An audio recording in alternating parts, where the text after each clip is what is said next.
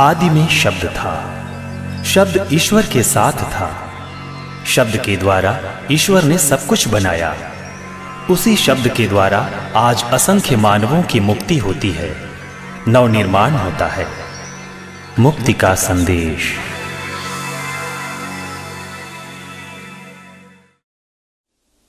मेरे प्रिय मित्रों, मुक्ति का संदेश सचमुच हमारे जीवन के लिए मुक्ति का मार्ग खोलता है। हर मनुष्य दुख के बारे में चिंतित है। इस संसार में हर इंसान दुख को एक भेद समझता है और उस भेद को समझने का प्रयास करता है। जब जीवन में बार बार दुख आ जाते हैं, विपत्तियां आ जाती हैं, समस्याओं का सामना करना पड़ता है, यहां तक कि बड़े बड़े आध्यात्मिक लोग भी टूट जाते हैं। और विशेष करके जब हम दुख के निवारण के लिए निरंतर प्रभु से प्रार्थना करते हैं, अर्जी करते हैं, और ईमानदारी से प्रार्थना करने के बावजूद भी जब हमें दुख से छुटकारा नहीं मिलता है, तो लोग और ज्यादा टूट जाते हैं। प्रभु यीशु मसीह के गिरफ्तारी के बारे में यूहन्ना के सुसमाचार के अध्याय 18 में हमें पढ़ने को मिलता है। हम पढ़ते हैं कि प्रभु यीशु मसीह अपनी मृत्यु से पहले गेत्सेमनी बाग में अपने पिता ईश्वर से प्रार्थना में लीन थे, और उनके साथ उनके 3 मुख्य शिष्य पेतरुस, यूहन्ना और याकूब भी थे। रात का समय था और यहूदी नेताओं ने अपने नौकरों के साथ सिपाहियों को यीशु को गिरफ्तार करने के लिए भेजा था। जब प्रभु यीशु मसीह गिरफ्तार किए जा रहे थे, तो उनके शिष्यों का मुख्य पेतरुस ने तलवार खींच ली और प्रधान याजक के नौकर पर चलाया और उसके कान को उड़ा दिया। प्रभु यीशु ने मुड़कर पेतरुस से कहा, पेतरुस, तलवार म्यान में रखो। जो प्याला मेरे पिता ने मुझे दिया है, क्या मैं उसे ना पीऊं? बहुत सुंदर वचन है, हम इस पर मनन करेंगे। प्रभु यीशु ने पेतरुस से पूछा, जो प्याला मेरे पिता ने मुझे दिया है, क्या मैं उसे ना पीऊं? पेतरुस इस बात को समझ नहीं पा रहा था कि प्रभु यीशु को क्यों दुख झेलना था। वो समझ नहीं पा रहा था कि निरपराधी होकर, निर्दोष होकर प्रभु यीशु के साथ ऐसा क्यों बर्ताव किया जाए।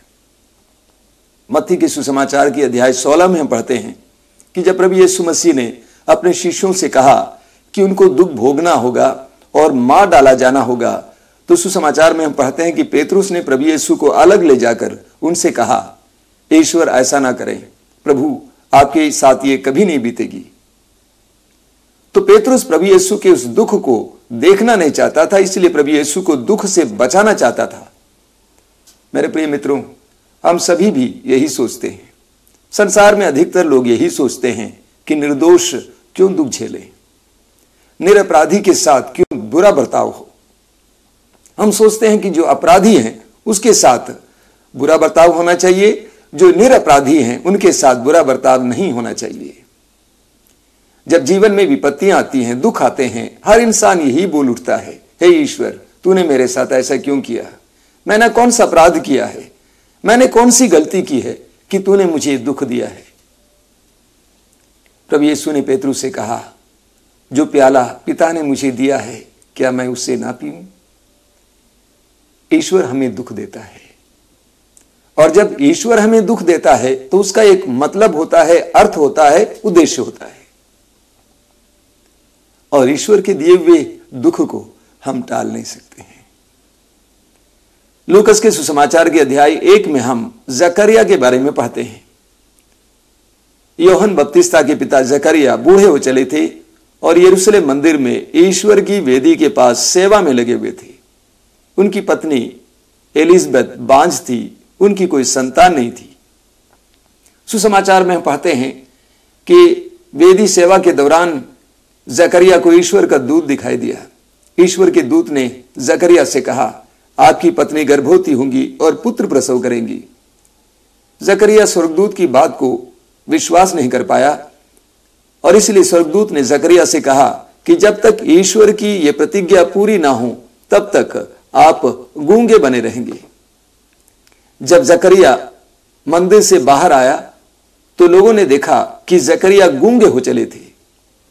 मेरा विश्वास है कि लोगों ने सोचा कि देखिए बेचारा वैसे भी निसंतान है, दुखी है, ईश्वर की सेवा करते करते ईश्वर ने इसके साथ क्या किया है, इसे गूंगा बना दिया है। लोगों ने जकरिया के साथ जो हो रहा था उसे दुख समझा और उसके पीछे जो अर्थ छिपा हुआ था, उद्देश्य था, उसको नहीं समझा। लेकिन सुसमाचार में बताता है कि जकरिया की पत्नी गर्भवती हुई और उसने पुत्र प्रसव किया। जब उसके नामकरण का समय आया तो ईश्वर ने जकरिया के मुंह को खोला और उसका गूंगापन मिट गया और वो बोलने लगा। मेरे मित्रों, जब ईश्वर हमें दुख देता है तो उसके पीछे एक अर्थ है, एक उद्देश्य होता है। मेरे एक मित्र हैं जो बहुत अच्छे लेखक हैं और उन्होंने एक बार मुझसे कहा कि जब वे एक ग्रंथ की रचना करने वाले थे, उस समय से उनके बाएं बाह पर बहुत ज्यादा दर्द होने लगा। लेकिन उस दर्द के बावजूद उन्होंने उस ग्रंथ की रचना की। लेकिन जब उन्होंने ग्रंथ की रचना पूर्ण की तो उस समय उनकी बाह का दर्द मिट गया। हमारे जीवन में बहुत सारे ऐसे दुख आते हैं जिसके पीछे ईश्वर की एक योजना होती है। कई बार हमारे दुख हमारे लिए चिन्ह बनकर आते हैं। हम सामुएल की दूसरे ग्रंथ के अध्याय 16 में राजा दाऊद के बारे में पढ़ते हैं। इस्राएल का राजा दाऊद, यशस्वी राजा दाऊद, पाप करने के बाद एक विपत्ति का सामना करते हैं।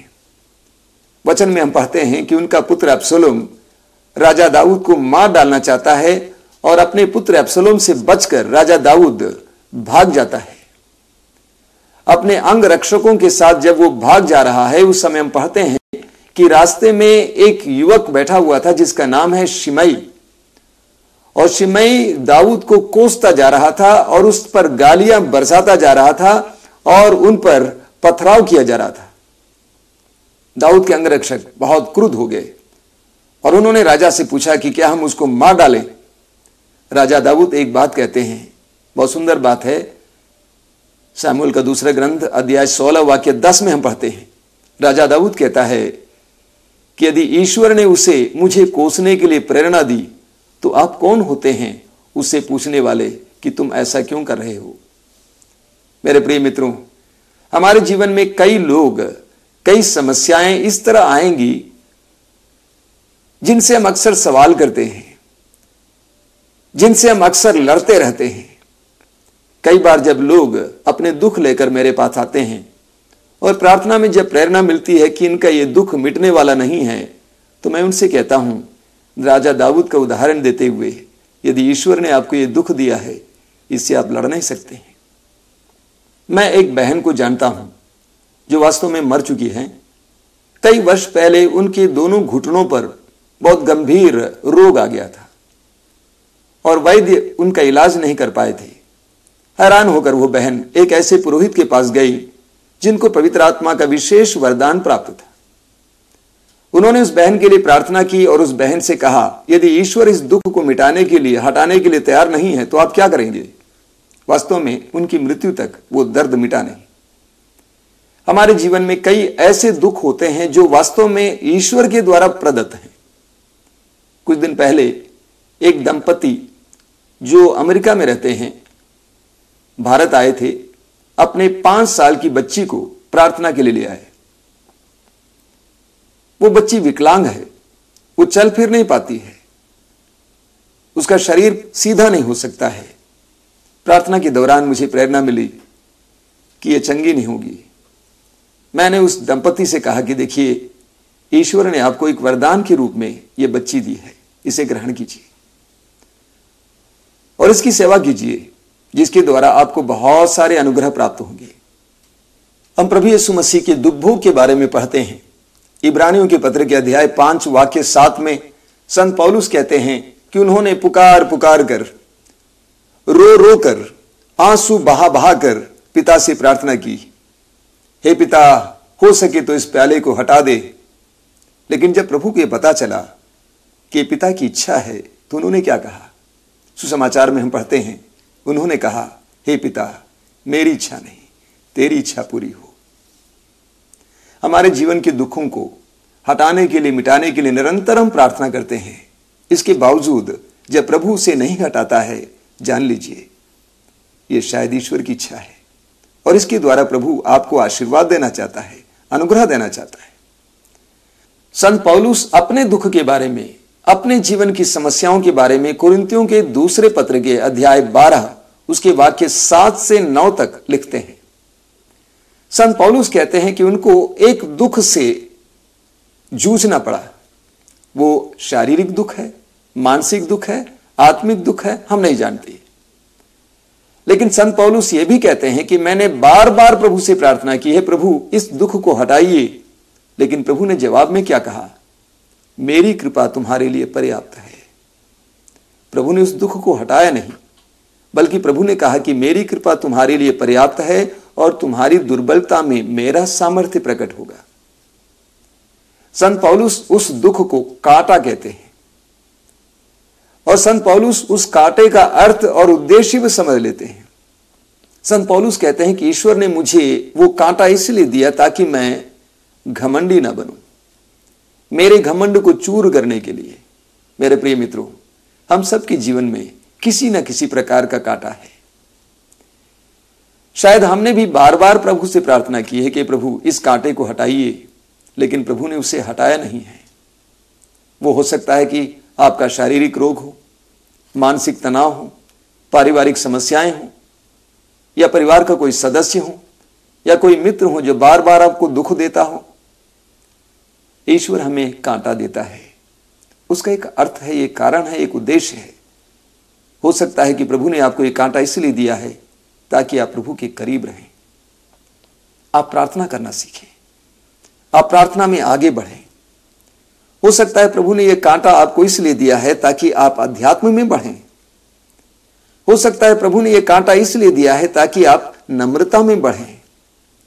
हो सकता है प्रभु ने आपको यह कांटा इसलिए दिया है ताकि प्रभु आपको ऊपर उठा सकें। हो सकता है प्रभु ने आपको यह कांटा इसलिए दिया है ताकि आप दूसरों के लिए कृपा के माध्यम बने।